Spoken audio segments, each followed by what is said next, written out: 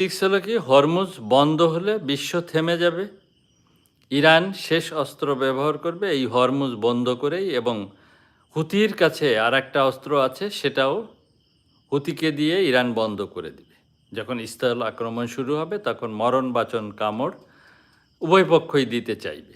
সেই ক্ষেত্রে এই ২টা প্রণালী যদি বন্ধ করে দেওয়া হয় তাহলে বিশ্বের প্রায় অলমোস্ট 60% তেল সরবরাহ বন্ধ হয়ে যাবে। তখন আসল যুদ্ধটা শুরু হবে পৃথিবীতে। তো ফলাফল অয়েল প্রাইস, যেটা তেলের দাম রকেট গতিতে আকাশে ছুটবে। তখন কি হবে? তেলের দাম রকেট গতিতে আকাশে ছুটবে, আর বিশ্ব অর্থনীতি থমথম থমথম করে কাঁপতে থাকবে।